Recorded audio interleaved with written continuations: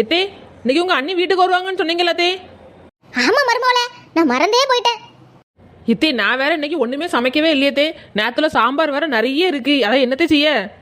மருமோளே, இப்போ எங்கள் அண்ணிக்காரி வருவா, வந்தோடனே வாங்கன்னு கூப்பிடு. அவகிட்ட உட்காந்து நான் பேசிட்டு இருக்கேன். நீ நேராக கிச்சனுக்குள்ளே போயிட்டு ஒரு 5 நிமிஷம் கழிச்சோடனே ஒரு பாத்திரத்தை டமார்னு போட்டு ஓட.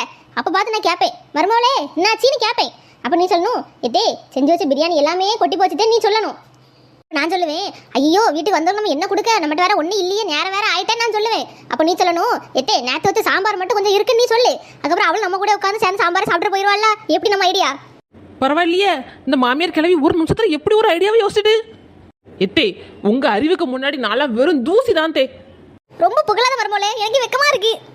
எத்தே என்ன ஆசீர்வாதம் பண்ணுங்க தே, பிளானை சக்சஸ் பண்ணி காமிக்கிறேன். பாது மருமோளே, இந்தி சின்ன பொண்ணு வந்துட்டா சொன்னது ஞாபகம் இருக்கட்டும். அண்ணி வாங்க, நல்லா இருக்கீங்களா?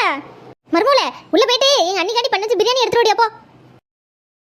என்ன அண்ணி, வீட்ல எல்லாரும் எப்படி இருக்காங்க? நீங்க மட்டும் தனியா வந்திருக்கீங்க. எல்லாரும் நல்லா இருக்கா பார்வதி. உங்க வீட்ல எல்லாரும் எப்படி இருக்கீங்க? அண்ணி நாங்க எல்லாம் நல்லா இருக்கோம் அண்ணி. எப்படிமா புது மருமோ, எப்படி நல்லா ஒன்றும் பார்த்துக்கிடுகாள்ல? ஒரு பிரச்சனை ஒன்றும் இல்லைல்லம்மா?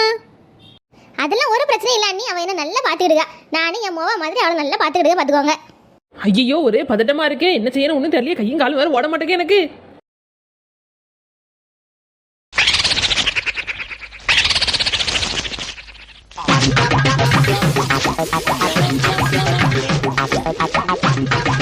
ஏ மருமோளே, என்ன ஆச்சு?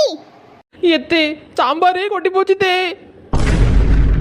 அடி பாவி, இப்படி கவுத்துட்டியே. இதுக்கா என்கிட்ட ஆசீர்வாதம்லாம் வாங்கிட்டு போனா பாவி.